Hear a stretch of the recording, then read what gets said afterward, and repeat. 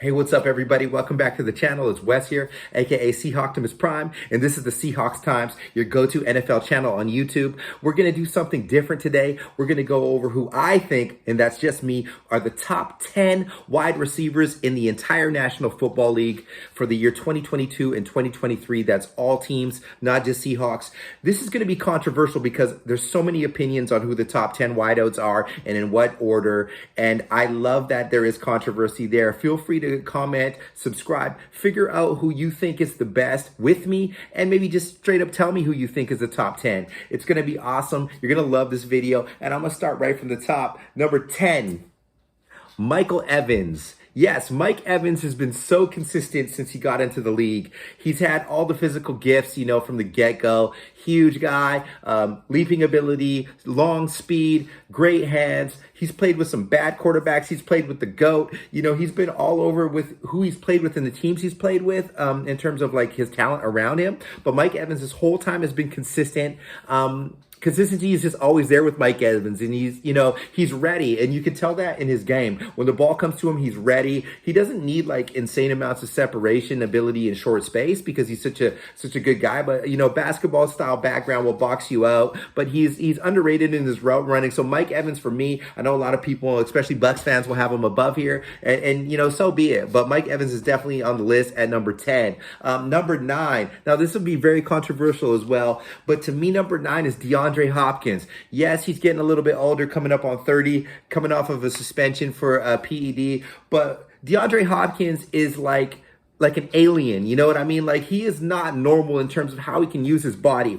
I'll tell you guys a story. I was at the one of the greatest football games I feel that was ever played, and that was in Seattle, Washington, a few years ago, quite a few years now. It was the Houston Texans versus the Seattle Seahawks in Seattle. LOB was still in effect back then. I think Les Chancellor, but he might have been in now. Anyways, it was this was still really good play from Sherman, still really good play from Earl Thomas. Bobby was really kicking ass still. This was still like Seahawks on the tail end of kind of that era of dominance, but still one of the best defenses. And DeAndre Hopkins came in there with Deshaun Watson, and DeAndre Hopkins had like 220 yards and like 2 TDs, and he was doing stuff that I'd never seen before in my life from a football player. Like, have you guys ever seen the movie Aliens with Sigourney Weaver, or any of that, like Alien Dynasty, those xenomorphs, like those crazy aliens with the black, like long heads? That's how DeAndre Hopkins runs. Like, that's how fast he is and how crazy accurate he is in his movements. He's really insane. And whether you love him or not, no matter what you think about D-Hop, he is one of the best receivers ever. And, even at this age, I think even coming off of suspension this year with Kyler Murray paid and happy, D-Hop is number 9. He can do so much all over the field. So he's definitely there for me still. Number 8, all of these will be controversial. Number 8, Deebo Samuel. San Francisco 49ers, Deebo Samuel. So all my Niners heads, you may have him higher. Some people may not have Deebo on the list. They say, maybe he's more of a running back. Deebo's a running back style player. He's not a receiver. That's not true. Deebo is a receiver. He was in South Carolina. They've been using that running back because he's been so effective. That's causing some contract disputes right now because, the rumor is that he doesn't want to run that much. But Deebo can run all the routes. He's a dominant receiver, and he's the best dual threat in the league. Now, the reason I don't have him higher on this list is just because I haven't seen the downfield targets so far. And, he's going to have to build some chemistry with Lance, which I do believe can happen. Now, as Seahawks fans and Niners fans, we usually differ on things. I will not deny that Deebo Samuel is one of the best players in the NFL, and he deserves to be paid like one, and he's a game wrecker. He proved it last year, and, took the Niners really deep last year, and I think was the main reason offensively that did happen. So Deebo there is at number 9. At number 7, ironically, I have DK Metcalf here at number 7. Now, he didn't break through 1,000 last year. There was so much going on at the wide receiver position, but this isn't a homer pick. DK Metcalf is one of the best physical specimens to play receiver of all time. Over the first 3 seasons, DK's numbers They're up there with Calvin Johnson, Jerry Rice, Randy Moss, and this is not like myth. This is fact. Yeah, Russell Wilson, one of the best deep ball throwers in the game. But if you look at it, DK, he can take stuff all over the field and make it into TDs or make it into yak. He's not one dimensional. He's not just a downfield guy. He's learned how to run routes amazingly. DK Metcalf, I think, is just like, we're just at the tip of the iceberg with him. And if we see DK get targets at the level of your let's get into these types of players later, but your Justin Jeffersons, those types of guys, if he gets targets like that, like Devontae Adams, like 10 to 12 targets a game stuff, you will see what DK Metcalf is. We just haven't even really seen that yet, and he is capable. And I think because of that upside, I just have him a bit above those more veteran guys, and Debo, who's still kind of, we're in between of what he will be going down the line in the true receiving sense. So, much love to those players. Yeah, so DK Metcalf, I don't care if Drew Lock's throwing to him, Geno Smith, the ghost of Matt Hasselbeck's best year. It doesn't matter who's throwing to DK. He's going to be a top 10 receiver if you give him the volume, and that's just the fact of the matter. Number 6, this was controversial to me because I really never know what to think about the dynamics of this player, but it's got to be Tyreek Hill for me. Cheetah is exactly that. Just like it feels like an animal that's just playing a different sport. You know what I mean? Like he can do things in short areas that have been unforeseen, not even just the NFL, but like sports. This guy's 3-cone shuttle is like 0.4 seconds. You know what I mean? This guy is like a particle accelerator, like on the field. Patrick Mahomes is awesome. You know what I mean? And he can really sling the rock. But if you really watch Tyreek Hill's highlight reels, none of this stuff is really like even caught in stride. Like no deep. It doesn't matter. Like some of it is like you get it, but he doesn't need any of that. So Tua is going to be just fine with him. Nothing's going to stop with Tyreek Hill. He could have his best season ever as they just try to get him involved in short stuff, and you just might see insane yardage because you don't have Kelsey. Yeah, you have Waddell, but Tyreek is just undisputed to me up there, and I don't really know where to place him because he's like his own type of player. Like, is he even a receiver? Like, what is he? Anyways, shout outs to Reek Hill, man. He's a crazy good player, man. So he's number 6 for me. Number 5. Now, a lot of people will say there's a lot of receivers on this list way better than this guy, or not even there. But for me, it's Stephon Diggs.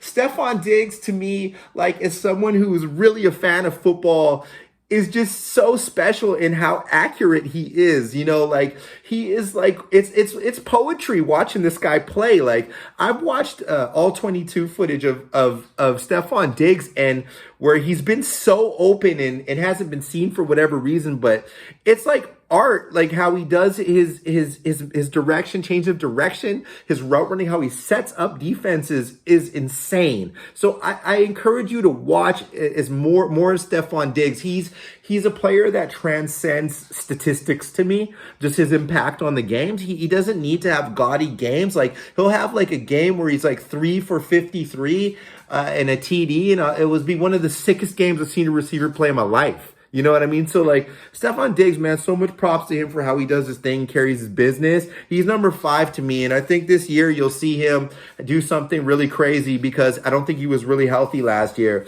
So shout outs to Steph Diggs, man, one of my favorite non-Seahawk players for sure. Number 4. Now, some people have this person number 1. Some people have him off the list and they hate on him. For me, it's Cooper Kupp.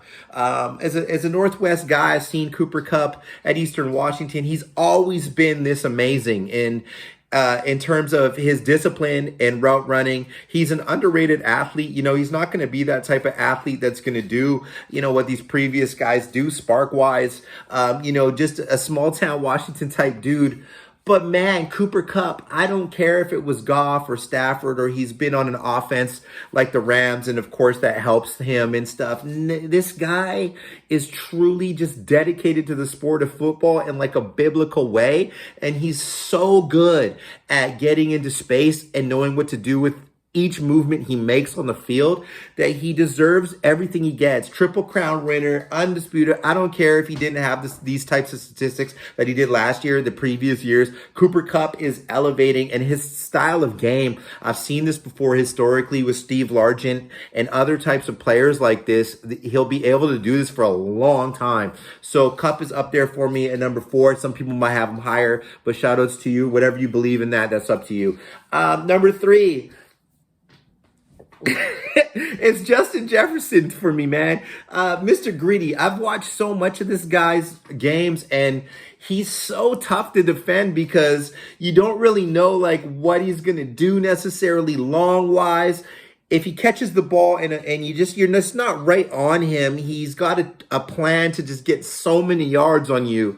Kind of like how D-Hop does it, kind of like how Devontae does it. He's a little bit of both, but he's his own guy with that Louisiana style stuff, like a little Beckham in there.